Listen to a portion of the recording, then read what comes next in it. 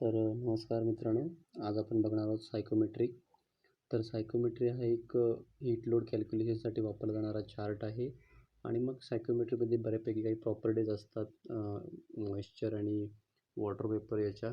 तर त्याच्यानुसार सायकोमेट्रीचा अभ्यास केला जातो आणि त्याच्यानुसार मग एखादे डिझाईन केलं जातं एअर कंडिशनिंग सिस्टीम वगैरे. तर त्याच्यामध्ये बघूया आपण काय काय येतं ते. तर HVAC हा मेन HVAC म्हणजे काय आहे, तर H फॉर काय, heating, V for ventilation and AC म्हणजेच आपला एअर कंडिशनिंग. म्हणजे ACमध्ये फक्त H आणि V ॲड झाला आहे म्हणून त्याला HVAC म्हटलं जातं. आता त्याचंच मराठीमध्ये बघायला गेला तर तुम्ही हा इथे हीटिंग म्हटलेलं आहे, हीटिंग. तर त्याचप्रमाणे इथे उष्णता आहे. ओके. दुसरं व्हेंटिलेशन. तर इथे वायुजीवन म्हणजे काय, जो काही हवा आहे ती एका ठिकाणून दुसरीकडे कशी वाहते त्या व्हेंटिलेशन म्हणतात. ओके. त्याच्यानंतर तिसरा काय आहे, एअर कंडिशनिंग, जो आपण नेहमीच शिकत आलेलो आहोत, एअर कंडिशनिंग. ओके. तर तो वातानुकूलन. ओके. या सगळ्यांचं एकत्रित मध्येच काय असतं, HVAC. Okay. Heating, ventilation, air conditioning. आता याच्यामध्ये अजून त्यांनी पुढे काय म्हटलं आहे, a system used to control the temperature in space as well as humidity and quality of air. तर HVAC काय करतं, तर टेम्परेचर म्हणजे एअर कंडिशनिंग म्हणजे काय, तर आपलं टेम्परेचर कंट्रोल केलं जातं. ओके. ACमध्ये टेम्परेचर कुठल्या, जी काही जागा असेल तिथलं temperature, humidity and quality of air. म्हणजे काय की तुम्हाला एक डायग्राम दाखवतो, त्याच्यामध्ये एक्झॅक्ट समजेल की आपल्याला क्वालिटी ऑफ एअर म्हणजे काय आपण हे करतो. तर या व्हिडिओमध्ये या पिक्चरमध्ये तुम्ही बघत असाल तर आपल्याला काय दिसतं आहे की ही जी काही ॲटमॉस्फेरिक एअर आहे. ओके. ॲटमॉस्फेरिक एअर, याच्यामध्ये बघा वॉटर वेपर आहे, मिक्सचर ऑफ अदर गॅसेस आहेत आणि डस्ट पार्टिकल आहे. आता आपण मग अशी डेफिनेशन बघितली होती किंवा काय म्हटलं होतं की व्हेंटिलेशन म्हणजे काय केलं जातं की टेम्परेचर टेम्परेचर कंट्रोल केला जातो कुठला, स्पेसमधला, ॲज वेल ॲज ह्युमिडिटी आणि क्वालिटी ऑफ एअर.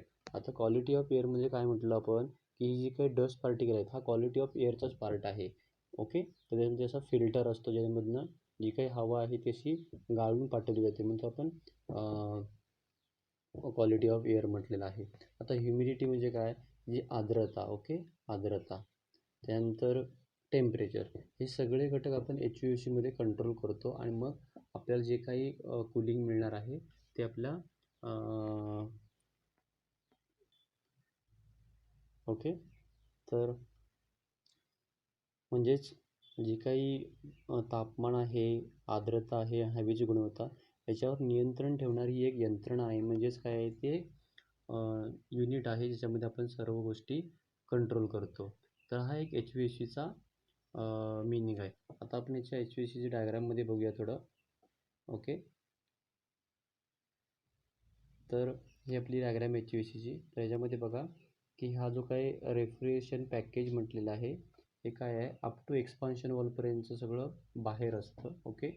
म्हणजे काय, आपला इथे असा कॉम्प्रेसर, त्याच्यानंतर इकडे कंडेन्सर, त्याच्यानंतर एक्सपान्शन वॉल. ओके. आणि मग इकडे आपण पॅकेज एअर, तिथून मग कूलिंग कॉईलसाठी म्हणजे इव्हॅपोरेटर आपला. तर इव्हॅपोरेटरचंच एक्सपान्शन आहे हे HVAC. तर ह्याचं package air conditioning, package refrigeration आहे. तर पॅकेज रेफ्रिजरेशन म्हणजे इथून एवढा पुढचा भाग आपला इव्हॅपोरेटर, मग ही कूलिंग कॉईल आहे. आता कूलिंग कॉईलमध्ये काय होतं आहे की इथपर्यंत आपला रेफ्रिजरंट हा कॉईलमध्ये असणार आहे आणि इथून मग काय होणार आहे, परत तो असा कॉम्प्रेसरला जाईल. ओके. कॉम्प्रेसर. तर त्यावेळी काय होणार आहे की ही जी काही एअर आहे ती आतमध्ये सक केली जाईल, तिथून ह्या सर्क्युलेशन फॅन थ्रू याच्यावर मारा केला जाईल. ओके. याच्यावर मारा केला जाईल कूलिंग कॉईलवर. ते मारा केल्यानंतर काय होईल की ती हवा थंड होईल, तेव्हा इकडून इकडे म्हणजे एकाच वेळी आपल्याला नंबर ऑफ ठिकाणी पाठवता येईल. म्हणजे ह्याचा वापर आपल्या मोठमोठ्या मॉल्स, ऑफिसेस किंवा सिनेमागृह अशा ठिकाणी याचा वापर करता येईल. मग इथे तुम्हाला कूलिंग मिळेल या ठिकाणी. आणि मग जी काही आपली हवा गरम झालेली असेल थंड झाल्यानंतर, ओके, ती गरम हवा एक्झॉस्ट इकडून बाहेर केले जाईल आणि परत ते रिटर्नमधून बाहेर पाठवले जाईल. ओके, अशा पद्धतीने आपली ही सायकल चालू असते. काही वेळेला ही बाहेर सोडली जाते किंवा तीच हवा परत पाठवली जाते. अशा पद्धतीने दोन्ही पद्धतीने ही हवा आपल्याला वापरता येते. अशा पद्धतीने आपला हा HVAC प्लांट वर्क करत असतो. ओके, त्यानंतर how does an HVAC system operate, म्हणजे HVAC सिस्टीम ऑपरेट करण्यासाठी काय काय लागतं मागचं आपण डायग्राममध्ये बघितलं असेल. तर काही वेळा काय केलं होतं की हीटिंग कॉईल वापरली होती मगाशी आपण बघितलं. तर पाहिजे तर एक मिनिट, मला हीटिंग कॉईल दाखवलेली नाही मी त्या डायग्राममध्ये. ओके, तर ही हीटिंग कॉईल. आता ज्यावेळी आपल्याला थंडी आहे की विंटर सीझन किंवा हिवाळा सीझनमध्ये आपल्याला कूलिंग कॉईलची आवश्यकता नसणार, त्यावेळी हीटिंग कॉईल ऑपरेट केली जाईल. मग heating coil same heating coil operate केल्यानंतर इथून आपला एअर फ्लो होईल. तीच गरम हवा तुमच्या रूममध्ये किंवा तुम्ही जिथे जिथे बसणार आहात त्या ठिकाणी ती पार्सल केली जाईल आणि अशा त्याला आपला हीटिंग मिडियम मिळेल. ओके, त्यानंतर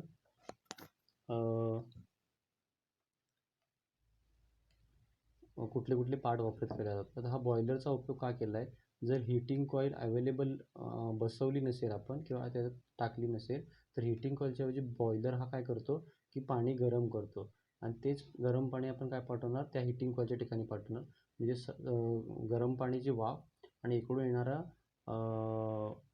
एअर म्हणजे या दोघांचं मिक्सचर झाल्यामुळे ती हवा आपली गरम होईल आणि मग ती गरम हवा आपण ॲज अ हीटिंग मोड म्हणून वापरणार. ओके, त्यासाठी तो बॉयलर बसवलेला असतो. आता कूलिंग इक्विपमेंट, आता बघितलं आपण कूलिंग इक्विपमेंटमध्ये काय येतं की जी काही इव्हॅपोरेटर कॉईल आहे त्याच्यावर थंड हवाचा मारा केल्यानंतर आतमधलं जे काही रेफ्रिजरेंट असेल त्याचं काय होईल, vapour liquid to vapour formation होईल. त्यातली हवा काढून घेतली जाईल एअरमधली, म्हणून त्याचं ट्रान्सफॉर्मेशन होतं आहे लिक्विड टू वेपर. आणि मग तुमची बाहेरची हवा गरम असेल ती थंड होईल आणि तीच हवा तुमच्या सभोवतालच्या रूममध्ये पाठवली जाईल आणि अशा पद्धतीने तुम्हाला कूलिंग मिळेल. आता पंपाचा उपयोग कशासाठी केला जाणार आहे, जर आपल्या इथं बॉयलर असेल तर ते पाणी ओढावं लागणार आहे आपल्याला, त्याच्यासाठी पंपाचा वापर केलेला आहे. फॅन्स, जे तुम्हाला एअर फ्लो करायची आहे हीटिंग किंवा कूलिंग मोडमध्ये, ती फॅन थ्रू आपण त्याच्यावर रोटेटिंग करणार आहोत किंवा बायपास करणार आहोत एका ठिकाणाहून दुसऱ्या ठिकाणी फ्लो करण्यासाठी फॅन. ओके, अशा तऱ्हेने आपली HVAC सिस्टीममध्ये ऑपरेट केली जाते या घटकापासून. हे मेन कंपोनंट आहे. याच्या व्यतिरिक्तही ग्रिल्स वगैरे असतात. ओके, त्यानंतर energy uses of an HVAC system, म्हणजे HVAC सिस्टीम डिझाईन करताना कुठल्या कुठल्या गोष्टीचा कुठल्या कुठल्या घटकांचा विचार केला जातो. तर बघा, पहिलं building design, layout and operation. Okay, म्हणजे आपली बिल्डिंग कशी आहे, त्याचं लेआउट कसं आहे आणि आपल्याला कशी ऑपरेट करायची आहे ती बसवल्यानंतर सिस्टीम त्या एखाद्या मॉलमध्ये म्हणा किंवा सिनेमागृहामध्ये म्हणा किंवा ऑफिसेसमध्ये ती कशी ऑपरेट होणार त्यासाठी त्याची रचना आपल्याला माहिती पाहिजे. ओके, दुसरं required temperature and air quality. Okay, जसं म्हटलं होतं आपण सुरुवातीला की HVAC ही हीटिंग, व्हेंटिलेशन, एअर कंडिशनिंग अजून काही गोष्टी त्यामध्ये ॲड होतात. तर म्हणजे control of temperature, humidity and quality of air या गोष्टींचा पण त्याच्यामध्ये विचार केला जातो. मग म्हणून ते आपला टेम्परेचर किती पाहिजे असणार आहे आणि क्वालिटी ऑफ एअर कशी असणार आहे त्याचाही विचार करावा लागेल. त्यानंतर lightning and equipment of and people, म्हणजे जी काही आपली लाईट्स वगैरे असणार आहेत त्याच्यापासूनही हीटिंग म्हणजे उष्णता निर्माण होणार आहे आणि त्याचाही आपल्याला विचार करावा लागणार. त्याप्रमाणे तिथे किती व्यक्ती बसणार आहेत. ओके, त्याचाही आपल्याला विचार करावा लागेल. त्यानंतर HVAC design efficiency, HVAC design and efficiency म्हणजे त्याच्यानुसार तुमचं डिझाईन कसं असणार आहे आणि तुम्हाला आउटपुट किती देईल म्हणजे किती प्रमाणामध्ये कूलिंग देईल ते ठरलं जाणार आहे. त्यानंतर शेवटचा पॉईंट काय आहे की HVAC equipment operating time and control ability, म्हणजे त्याच्यानुसार आपण जे काही पार्ट बसवणार आहोत ते किती तास चालले पाहिजेत याचा आणि ते कंट्रोल कसे केले जायला पाहिजेत याचा आपल्याला विचार करावा लागेल. अशा पद्धतीने ही एनर्जी कुठला घटक एनर्जी वापरतो आहे याच्यावर तुम्हाला स्टडी करून ती सिस्टीम डिझाईन करावी लागणार आहे. तर आतापर्यंत आपण सगळं HVAC बघितलं. आता एक्झॅक्ट HVACमध्ये काय घडतं म्हणजेच ते आपण पुढे बघणार आहोत, ते म्हणजे सायकोमेट्री. ओके, तर सायकोमेट्री म्हणजे काय आहे, ही एक ब्रांच आहे कशाची, इंजिनिअरिंगची. म्हणजे काय, सायकोमेट्री ही एक इंजिनिअरिंगची शाखा आहे. ओके, शाखा. तर सायकोमेट्री ही एक इंजिनिअरिंगची शाखा आहे आणि त्याच्यामध्ये काय आहे, engineering science which deals with the study of moist air, that is dry air mix with water vapours and humidity. म्हणजे काय आहे की सायकोमेट्रिक इंजिनिअरिंग सायन्स आहे. त्याच्यामध्ये काय कशा कुठल्या गोष्टीचा घटक ॲड होतात. तर पहिलं म्हणजे मॉइस्ट एअर. मॉइस्ट एअर म्हणजे ज्याच्यामध्ये पाण्याचे अंश आहेत असा. Okay, moist air. मग dry air mix with water vapours, म्हणूनच त्यांनी म्हटलं आहे मॉइस्ट एअर म्हणजेच काय की dry air mix with water vapours, म्हणजे कोरडी हवा त्याच्यामध्ये पाण्याचा अंश, और ह्युमिडिटी. आता ह्युमिडिटी म्हणजे दोन्ही घटकाचा त्याच्यामध्ये ॲडिंग होतं, ड्राय एअर ॲज वेल ॲज वॉटर वेपर्स. म्हणून तर आपण खाली मराठीत म्हटलं आहे की सायकोमेट्री ही अभियांत्रिकीची एक शाखा आहे जे ओलसर हवेचा अभ्यासाशी संबंधित. म्हणजेच काय, जे आपण मॉइस्ट एअर इथं म्हणतो त्याला आपण मराठीत ओलसर हवा असं म्हणतो. ओके, ओलसर हवा, तर त्याचा अभ्यासाशी निगडीत आहे सायकोमेट्री. ओके, मस्त.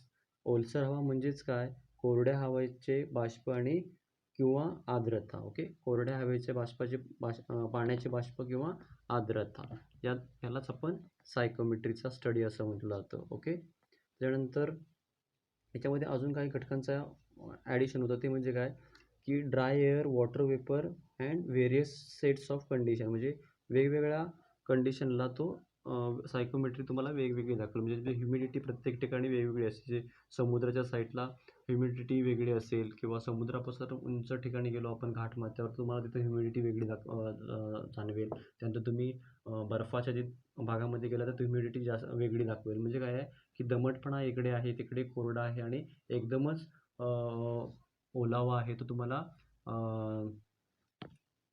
बर्फाच्या प्रदेशामध्ये ह्युमिडिटी जाणवेल एकदमच. तर अशा पद्धतीने ही कंडिशननुसार सायकोमेट्री ही वेगवेगळी तुम्हाला दाखवेल. म्हणजे त्याची प्रॉपर्टीज आहेत त्या तुम्हाला वेगवेगळ्या मिळतील. या प्रॉपर्टीचा अभ्यास करणे म्हणजेच सायकोमेट्री आहे. ओके, त्यानंतर याच्यामध्ये कुठल्या घटकांचा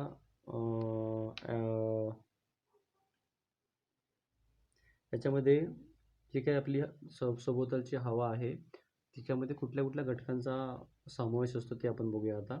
तर through the earth atmospheric is mixture of gases including. Okay, ॲटमॉस्फेरिकमध्ये जी काही हवा आहे त्याच्यामध्ये आपण पाहिलेलं आहे, म्हणजे माहिती असेल तुम्हाला, नायट्रोजन असतं, ऑक्सिजन असतं, आर्गॉन असतो, कार्बन डायऑक्साईड असतो, काही प्रमाणामध्ये हायड्रोजनचं प्रमाणही असतं. ओके, तर हे महत्त्वाचे गॅसेस आहेत जे त्याच्यामध्ये असतात हवेमध्ये.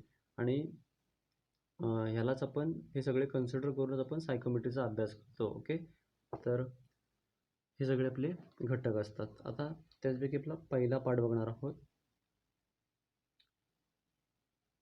Dry air. आता मगाशी आपण जे बघितलं होतं की ड्राय एअर म्हणजे काय ते आपण पहिल्यांदा बघूया. आता ड्राय एअर म्हणजे काय की कोरडी हवा. ओके, ड्राय एअर म्हणजे काय, कोरडी हवा, ज्याच्यामध्ये pure dry air is a mixture of number of gases such as nitrogen, oxygen, carbon dioxide, hydrogen, त्याच्यानंतर खाली आर्गॉन, निऑन, हेलियम, एवढे सगळे घटक ह्या ड्राय एअरमध्ये येत असतात. पण त्याच्यामध्ये सर्वात जास्त क्वांटिटी कुठल्या गॅसची आहे, एकतर नायट्रोजन सर्वात जास्त सापडतो आणि आपल्याला ऑक्सिजन. हे मेजर गॅसेस आहेत आपल्या हवेमध्ये, म्हणून त्याला आपण ड्राय एअर म्हणतो. ड्राय एअर म्हणजे काय आहे, जी कोरडी हवा असेल ज्यामध्ये पाण्याचा अंश नसेल त्याला आपण ड्राय एअर म्हणतो.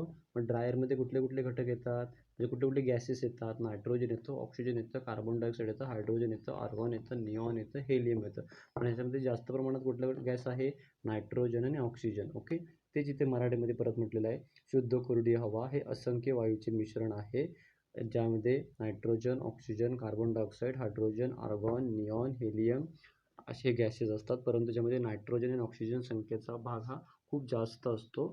ओके, त्याच्यानंतर आपण खाली बघू की इथे तर काय बनवतो आपण ते, तर जो काही कंपोजिशन ऑफ ड्राय एअर, जे काही आपलं वरती ड्राय एअरमध्ये दिसत आहेत त्याची एक्झॅक्ट क्वांटिटी कधी असते ते बघा. नायट्रोजन आहे त्या नायट्रोजनच्या 78% जागा व्यापतं. म्हणजे जे काही आपली सराउंडिंग एअर आहे त्याच्यामध्ये 78% हा नायट्रोजनचा घटक आहे, आणि जी बाय मास त्याचं 75% आहे, आणि जो मोलिक्युलर मास आहे ते 28 आहे. ओके, त्यानंतर ऑक्सिजन आहे तो 20.99 आहे, म्हणून आपण त्याला डायरेक्ट राऊंड फिगर किती घेतो, 21% ऑक्सिजन आपल्या ह्याच्यामध्ये अवेलेबल आहे असं आपण म्हणतो. ओके. त्याच्यानंतर पुढचा कुठला आहे, आर्गॉन. आर्गॉन हा बघा फक्त 1% आहे, म्हणजे 0.94. ओके, 0.94% हा आर्गॉन आहे. म्हणजेच त्याचं मोलिक्युलर मास 40 आहे, ऑक्सिजनचा 32 आहे. त्यानंतर कार्बन डायऑक्साईड आहे त्याचं साधारणपणे कार्बन डायऑक्साईड हा 0.03% आहे आणि हायड्रोजन हा 0.01% आहे. तर हे ड्रायरमध्ये आपली अशी असते. ओके. तर पुढचा पॉईंट बघूया आपण, मॉइस्ट एअर. आता मॉइस्ट एअर म्हणजे काय आहे, तर मगाशी आपण बघितलं ड्रायर आणि मॉइश्चरमध्ये एवढाच फरक आहे की ड्रायरमध्ये पाण्याचा अंश नसतो, तर इकडे पाण्याचा अंश असतो. ओके, पाण्याचा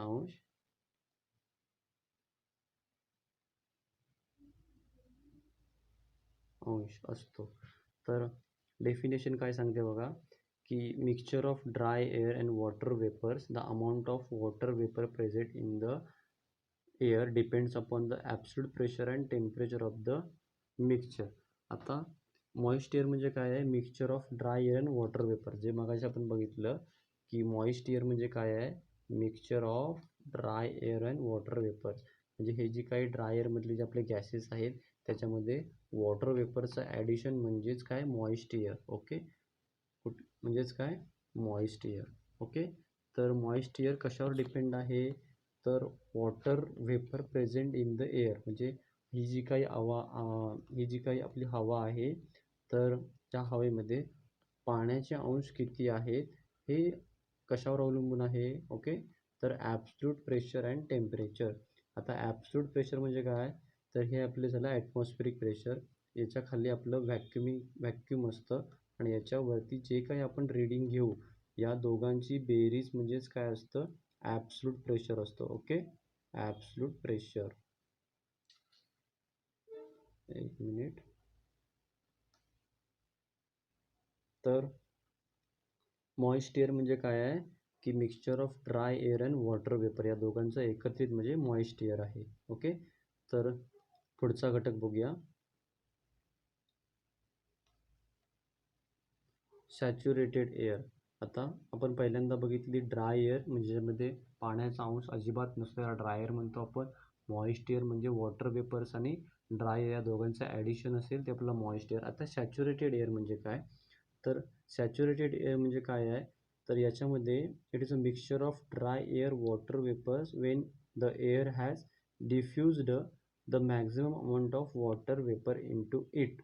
ओके, म्हणजे काय आहे की हे आपली ड्राय एअर आहे. ओके, हे आपले वॉटर वेपर्स आहेत.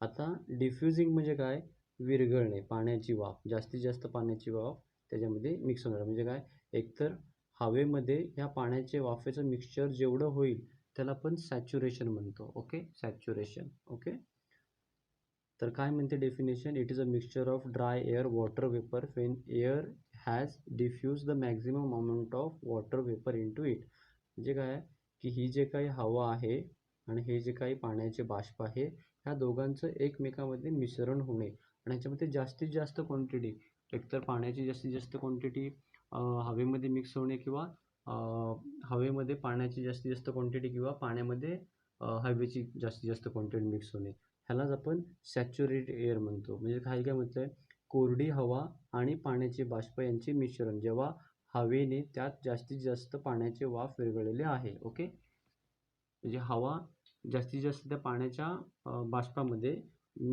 मिक्सित होणे किंवा मिक्सीकरण होणे किंवा एकत्रीकरण होणे, मिश्रण होणे, याला आपण सॅच्युरेटेड एअर म्हणतो. ओके, तर सॅच्युरेटेड एअर पुढे काय म्हटलं आहे, the water vapours usually occur in the form of superheated steam as even in invisible gas. Okay, आता जे काही वॉटर वेपर्स आहेत ते कसे तयार होतात, ते एक प्रकारे सुपरहिटेड स्टीमप्रमाणे. म्हणजे काय, जर आपण ह्या पाण्याला गरम केलं इथून तर काय होते, ह्याच्या इथं वाफा तयार होतील. ओके, वाफा तयार होतील किंवा बाष्प तयार होईल.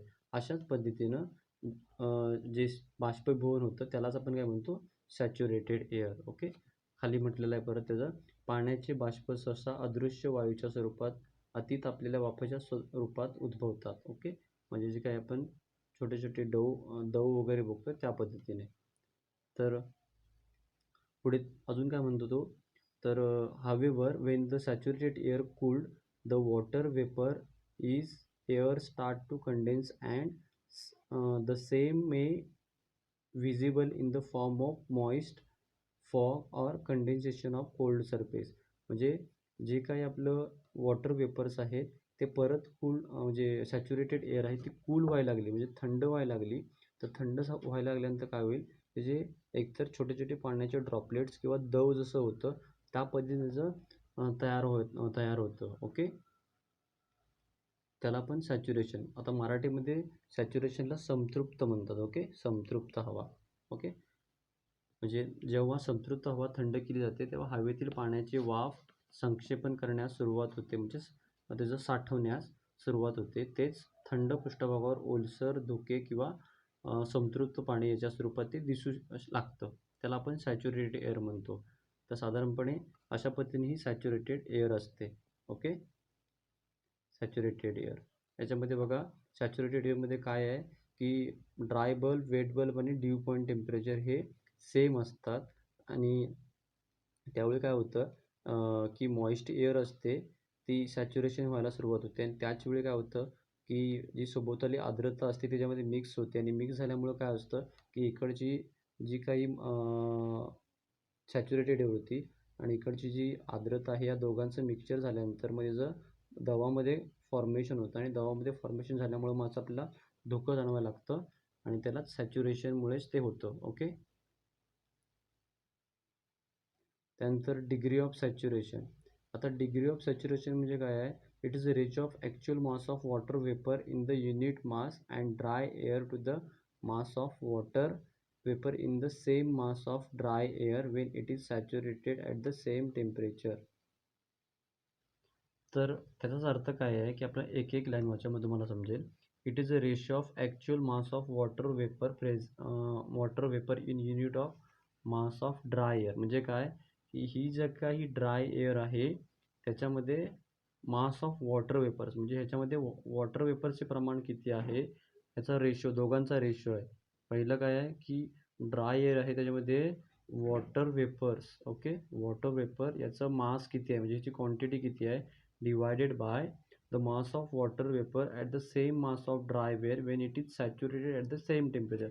जे आपण मगाशी बघितलं होतं की सॅच्युरेटेड एअर म्हणजे ज्याच्यामध्ये दव तयार होतात त्याच्यामध्ये पाण्याचे प्रमाण किती असेल, या दोघांचा रेशो म्हणजे काय आहे की डिग्री ऑफ सॅच्युरेशन. म्हणजे काय, जी काय कोरडी हवा असेल याच्यामध्ये आपण म्हणतो की वॉटर वेपर्स अवेलेबल नसतात, म्हणजे ह्याच्यामध्ये पर्सेंटेज खूप कमी असेल. आणि इथे काय असणार आहे की सॅच्युरेटेड एअर असणार आहे. सॅच्युरेटेड एअरमध्ये दवाचं प्रमाण जास्त असतं. ओके, दव जास्त असल्यामुळे इथे वॉटर वेपर जास्त झाले, आणि या दोघांचा जो काही भागाकार येईल त्याला आपण डिग्री ऑफ सॅच्युरेशन म्हणतोय. ओके, म्हणजेच काय, कोरड्या हवेच्या युनिट द्रव्यमानात बाष्पीभवनाच्या वास्तविक वस्तुमानाचे प्रमाण समान तापमानात संतृप्त झाल्यानंतर कोरड्या हवेच्या पाण्यात बाष्पाचे वस्तुमानाचे प्रमाण. ओके, इथे आपण असं समजलं ड्राय एअर खाली संतृप्त हवा, याच्यामध्ये जी काही वॉटर वेपर्स असेल आणि याच्यामध्ये जे काही वॉटर वेपर असतील या दोघांचे जे काही रेशो येईल त्याला आपण डिग्री ऑफ सॅच्युरेशन असं म्हणतो. ओके, त्यानंतर ह्युमिडिटी. आता ह्युमिडिटी म्हणजे काय आहे की जी काही आर्द्रता आहे तिला आपण ह्युमिडिटी म्हणतो. आता ह्युमिडिटी डेफिनेशन काय आहे, it is the mass of water vapours present in 1 kg of dry air. Okay, mass of water present. आता mass of water vapour present in the 1 kg. आता ही हवा आहे, ती हवा आपण 1 kg कन्सिडर केली. काय, 1 kg. ओके, एका kg मध्ये जे काही मास ऑफ वॉटर वेपर असेल याला आपण ह्युमिडिटी म्हणतो. It is generally express in terms of gram per kg dry air. Okay, तर यालाच ह्युमिडिटी म्हणतात. ते बघतात कसं, म्हणजे त्याचं युनिट काय आहे, gram per kg of dry air. Okay, आता याला अजून दोन नावं आहेत, ती म्हणजे पहिलं स्पेसिफिक ह्युमिडिटी. ओके, तर ह्युमिडिटीला स्पेसिफिक ह्युमिडिटी किंवा ह्युमिडिटी रेशो असं सुद्धा म्हणतात. ओके, तर त्याने कन्फ्यूज व्हायचं नाही की ह्युमिडिटी नुसती ह्युमिडिटी रेशो किंवा स्पेसिफिक ह्युमिडिटी अशी 3 नावं आहेत, ती सगळी लक्षात ठेवायची आहेत. आता मागची आपण डेफिनेशन बघितली होती, ती काय होती? तर degree of saturation, okay, degree of saturation, आणि ही काय आहे? ह्युमिडिटी. आता कन्फ्युजन करायचं नाही की degree of humidity and saturation. तर सॅच्युरेशनमध्ये काय म्हटलं होतं आपण की कोरडी हवा, त्याच्यामध्ये जे काही वॉटर वेपर्स आहेत, आणि सॅच्युरेटेड हवा मध्ये जे काही वॉटर वेपर्स आहेत, या दोघांचा रेशोमध्ये आपलं डिग्री ऑफ सॅच्युरेशन म्हटलं होतं. तर आणि ह्युमिडिटी म्हणजे काय आहे की 1 kg एअर जर आपण घेतली, ओके, 1 kg एअर जर घेतली, त्याच्यामध्ये जे काही वॉटर वेपरचं मास असेल किंवा वस्तुमान असेल वॉटर वेपरचं, ओके, वॉटर वेपरचं वस्तुमान, याला आपण काय म्हणतो? Humidity, okay. आणि ती दर्शवली कशी जाते? Gram per kg of dry air, ठीक आहे. तर मराठीमध्ये पण तेच म्हटलेलं आहे की कोरड्या हवेच्या 1 किलोग्रॅममध्ये पाण्याचा वाफांचा समूह, ओके, त्यालाच आपण आर्द्रता म्हणतो. आणि पुढे त्यांनी म्हटलं आहे की terms of gram per kg. आता ह्यानी सामान्यतः हरभरा, आता इंग्लिश ग्रॅम, हरभऱ्याला इंग्लिशमध्ये ग्रॅम म्हणतात, म्हणून त्यांनी ते डायरेक्ट ग्रॅम म्हटलं गुगल ट्रान्सलेटरवर, ओके. आणि पुढे तो कसा दर्शवतात? ग्रॅम कोरड्या हवेच्या किलो इतका. आता परत त्याला 2 नावं आहेत, जे म्हटलं होतं विशिष्ट आर्द्रता पहिलं आणि आर्द्रता प्रमाण, ओके. हे सगळं लक्षात ठेवायचं आहे. ह्युमिडिटी कशी दर्शवली जाते, ह्युमिडिटीची डेफिनेशन काय आहे आणि त्याची युनिट काय आहे, लक्षात ठेवा. पुढचा पॉईंट काय आहे? Absolute humidity. ॲब्सोल्यूट ह्युमिडिटी म्हणजे काय आहे की it is a mass of water vapour present in 1 metre cube of dry air, okay. मगाशी आपण बघितलं होतं की 1 kg, ओके, 1 kg एअरमध्ये जी काही वॉटर वेपर्स असेल त्याला आपण ह्युमिडिटी म्हटलं होतं. आता 1 metre cube, okay, 1 metre cube एरियामध्ये जेवढं काही ओके, 1 मीटर एरियामध्ये जे काही पाण्याचा अंश असेल त्याला आपण काय म्हणतो? ॲब्सोल्यूट ह्युमिडिटी म्हणतो, आणि ती gram per metre cube of dry एअरनी दर्शवली जाते, ओके. सेम परत तेच म्हटलं, कोरड्या हवेच्या 1 मीटर क्यूबमध्ये उपस्थित असलेल्या पाण्याच्या बाष्पाचे प्रमाण, यालाच आपण ॲब्सोल्यूट ह्युमिडिटी म्हणतो, आणि ही प्रति घनमीटर कोरड्या हवेच्या स्वरूपात व्यक्त केली जाते. आता mathematically 1 kg of water vapour is equal to 1540 grains, okay, 1540 grains. आता ग्रेन्स म्हणजे काय की आपला धान्याचा कणा खूप छोटा असतो ना, म्हणून त्यांचा ग्रेन्सवर वापरला आहे, म्हणून इथे त्याचा मराठी अर्थ ग्रेन्स आला आहे, ओके. त्यानंतर याला आपण ॲब्सोल्यूट ह्युमिडिटी म्हणतो. पुढे रिलेटिव्ह ह्युमिडिटी. आता रिलेटिव्ह ह्युमिडिटी म्हणजे काय आहे की दोघांचा रेशो आहे. It is a actual mass of water vapour in given volume of moist air to the mass of water vapour in the same volume of saturated air in the same temperature and pressure, okay. मगाशी जसं आपण बघितलं होतं degree of saturation, दोघांचा ratio, त्याचप्रमाणे इथे आपला moist air आहे, त्याच्यामध्ये जे काही actual mass of water vapours असेल त्याचा डिवायडेड बाय सॅच्युरेशन एअर आहे, त्याच्यामध्ये actual mass of water vapours, या दोघांचा रेशो म्हणजेच रिलेटिव्ह ह्युमिडिटी आहे, ओके. आणि ही कशावर डिपेंड असते? टेम्परेचर आणि प्रेशर याच्यावर रिलेटिव्ह ह्युमिडिटी डिपेंड असते. आता त्याला RH याने दर्शवतात, किंवा या फाय या लेटरने सुद्धा रिलेटिव्ह ह्युमिडिटी दर्शवली जाते, ठीक आहे. तर कन्फ्युजन करायचं नाही. रिलेटिव्ह ह्युमिडिटी आणि डिग्री ऑफ सॅच्युरेशन दोघांमध्ये फरक काय तो लक्षात ठेवा. दोघांची डेफिनेशन बऱ्यापैकी सेमच आहे, पण इथं काय म्हटलं आहे? ॲक्च्युअल, आणि इथे फक्त मास ऑफ वॉटर वेपर म्हटलं आहे. जे डिग्री ऑफ सॅच्युरेशन याच्यामध्ये काय म्हटलं आहे की mass of water vapour present in the moist air divided by mass of water vapour present in the saturated air. आणि रिलेटिव्ह ह्युमिडिटी काय सांगते की मास ऑफ वॉटर वेपर, पण ते actual mass of water vapour present in the moist air, आणि actual mass of water vapour in the saturated air. Okay, हा दोघांमधला फरक आहे, तेवढा लक्षात ठेवायचा आहे. पुढे हेच पुढं दिलेलं रिलेटिव्ह ह्युमिडिटी कसं थोड्या वेगळ्या फॉर्मॅटमध्ये.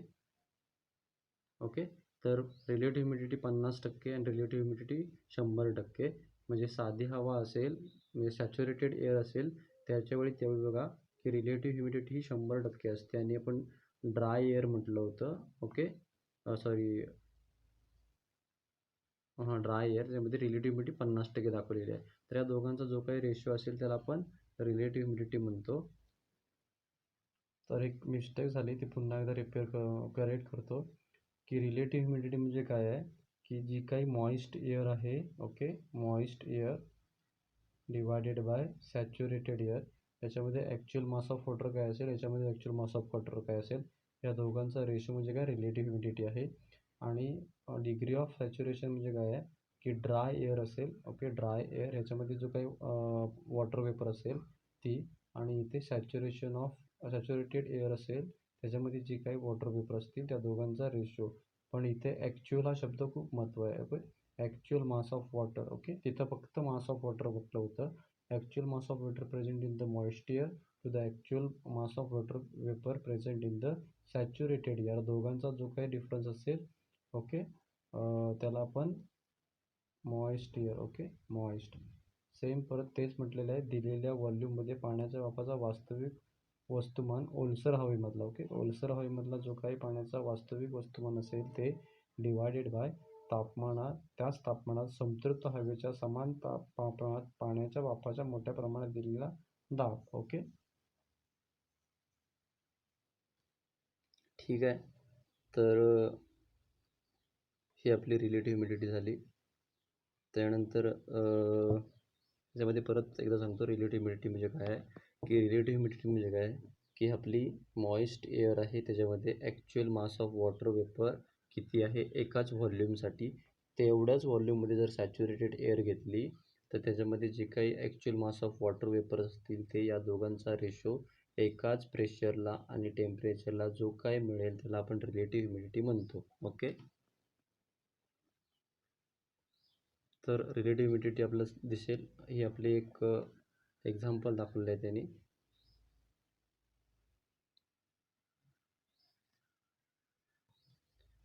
की रिलेटिव्ह ह्युमिडिटी इथे 50% आहे. ओके, आणि इथे सॅच्युरेटेड ठिकाणी 100% आहे. या दोघांचा रेशो जो काही असेल त्याला आपण रिलेटिव्ह ह्युमिडिटी म्हणतो. ओके, दुसरा ह्युमिडिटी रेशो जे आपण बघितलं तेच ह्युमिडिटी, म्हणजे ह्युमिडिटीलाच त्याने ह्युमिडिटी रेशो म्हटलेलं आहे. अशा पद्धतीने actual weight of water in the air and water vapour mixture, जे पाऊंडमध्ये म्हटलं तर pound of moist air per pound of dry air, या दोघांचा जो काही असेल त्याला ह्युमिडिटी रेशो असं म्हणतात. ओके, साधारणपणे ती 700 ग्रेन वगैरे असते. आणि त्यालाच आपण ह्युमिडिटी रेशो मग आपण डेफिनेशन बघितली होती की एका kg एअरमध्ये जी काही वॉटर वेपर्स प्रेझेंट असतील त्याला आपण ह्युमिडिटी म्हणतो. त्यालाच ह्युमिडिटी रेशो किंवा स्पेसिफिक ह्युमिडिटी म्हटलं जातं. फक्त वेगळ्या डायग्रामप्रमाणे येतं म्हणजे मला दाखवण्यासाठी ॲड केली होती स्लाईड. ओके, तर त्याच्या पुढचा पॉईंट आहे ड्राय बल्ब टेम्परेचर. हे आपण सायकोमेट्रीच्या प्रॉपर्टीज बघतोय, म्हणजे गुणधर्म जे. ओके, त्यानंतर पुढचं आहे dry bulb temperature. Okay, dry air सारखाच आपला ड्राय बल्ब टेम्परेचर आहे. ड्राय बल्ब टेम्परेचर डेफिनेशन काय, it is the temperature of air recorded by thermometer. Okay, कारण की आपण टेम्परेचर मोजण्यासाठी थर्मामीटर वापरतो. ओके, थर्मामीटर वापरतो.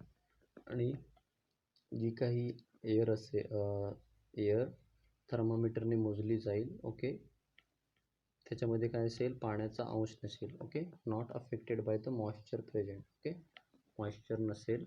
आणि अशा वेळी जी काही आपण हवा एअर मोजणार आहोत त्याचं तापमान, त्याला आपण ड्राय बल्ब टेम्परेचर म्हणतो. ओके, थर्मामीटरने मोजलेली साधी हवा याला ड्राय बल्ब टेम्परेचर म्हणतो. ती कशाने दर्शवली जाते, DBT, ड्रायमधला D, बल्बमधला B आणि टेम्परेचरमधला T, असं DBT जर तुम्हाला कुठे दिसेल तर ते ड्राय बल्ब टेम्परेचर त्याचं ॲब्रिव्हिएशन आहे. ओके, तसंच ते परत कसं दर्शवलं होतं किंवा डिनोट कसं झालं त्याच्या व्यतिरिक्त असा T suffix D and T suffix DB. Okay, असं पण दर्शवलं जातं. इथे दिलं आहे तुम्हाला ते ड्रायबल टेम्परेचर. ओके. सेम मराठीमध्ये परत तेच म्हटलेलं आहे.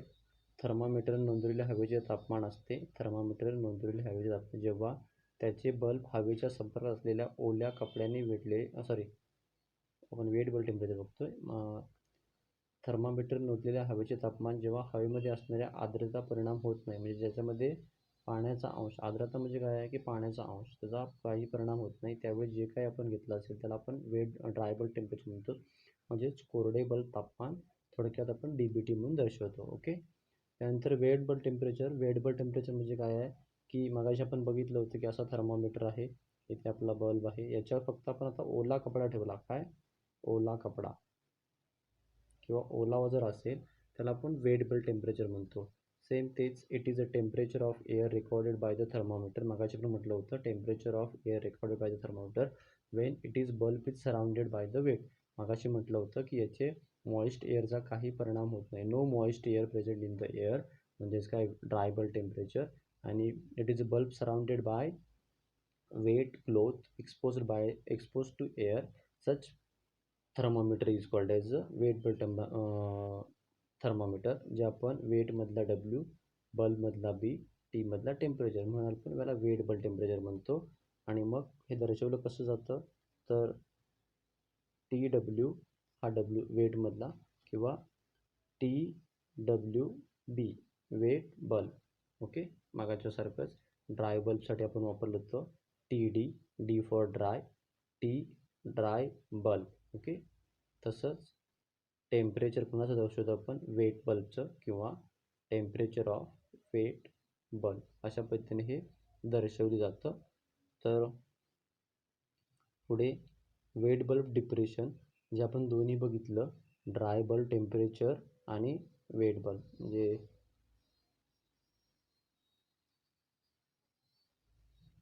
एक मिनिट, वेट बल्ब डिप्रेशन म्हणजे काय? Dry bulb temperature divided by weight bulb temperature, या दोघांचा जो काही रेशो डिफरन्स असेल, ओके, त्याला आपण वेट बल्ब डिप्रेशन म्हणतो. वेट बल्ब डिप्रेशन म्हणजे काय की ड्राय बल्ब टेम्परेचर आणि वेट बल्ब टेम्परेचर या दोघांचा डिफरन्स जो काही असेल त्याला आपण वेट बल्ब डिप्रेशन म्हणतो. आणि वेट बल्ब डिप्रेशन म्हणजेच काय असतं, एक प्रकारे ती ह्युमिडिटी असते, रिलेटिव्ह ह्युमिडिटी. ओके. तर अशा पद्धतीने हा वेट बल्ब डिप्रेशन. पुढे थर्मोमीटर, म्हणजे आपण मगाशी आपण डेफिनेशन बघितल्या होत्या की ड्राय बल्ब टेम्परेचर कसं मोजलं होतं. तर बघा, हा आपला नुसता थर्मोमीटर दिसतो, इथे कुठे पाण्याचा अंश वगैरे किंवा दिसणं म्हणजे ओळख काही दिसलेली नाही, म्हणून आपण ड्राय बल्ब टेम्परेचर, साधी हवा मोजली जाते. सेम इथे बघा खालच्या साईडला आपण moisture in degree Fahrenheit. Okay. म्हणजे हा काही जो कपडा दिसतोय तो ओला कपडा आहे. कुठला आहे? ओला कपडा, त्याला आपण वेट बल्ब टेम्परेचर म्हणतो. त्यानंतर ड्यू पॉईंट टेम्परेचर. तर ड्यू पॉईंट टेम्परेचर म्हणजे काय? It is a temperature of air recorded by the thermometer when the moist air present it begins to condense in. Okay. Moist air present it is a temperature of air, म्हणजे जी काही ती air असेल ज्याचं आपण temperature मोजायला जाऊ, त्यावेळी काय होईल की moist air present it begins to condense, म्हणजे ह्याचे दवामध्ये रूपांतर व्हायला सुरुवात होईल. अशावेळी जी काही आपण एअर मोजू त्याला आपण ड्यू पॉईंट टेम्परेचर म्हणतो. ओके. Due point temperature. ठीक आहे. मगाशी आपण काय म्हटलं होतं वेट बल्बला की ही जी काय असेल इथे ओला कपडा. आता इथे तसं नाही आहे की आपण टेम्परेचर मोजत असताना इथे जे काही आपले कंडेन्स झालेले म्हणजे पाण्याचे दव झालेले पॉईंट असतील, अशावेळी जे आपण हे करू, टेम्परेचर मोजू, त्याला आपण ड्यू पॉईंट टेम्परेचर म्हणतो. Okay. It is a temperature of a recorded by thermometer when the moisture present in it begins to condense, म्हणजे जो काही मॉइश्चर असेल तो कंडेन्स व्हायला स्टार्ट होईल, त्यावेळी जे काही आपण टेम्परेचर मोजू त्याला आपण ड्यू पॉईंट टेम्परेचर म्हणतो. म्हणजे थर्मामीटर नोंदलेले हवेचे तापमान जेव्हा त्यामध्ये उपस्थित आर्द्रता कमी होण्यास सुरुवात होते, ओके, त्याला आपण ड्यू पॉईंट टेम्परेचर म्हणतो. किंवा दुसऱ्या शब्दात म्हणायला गेलो तर dew point temperature is saturation temperature correspond to the partial pressure of water vapour. Okay.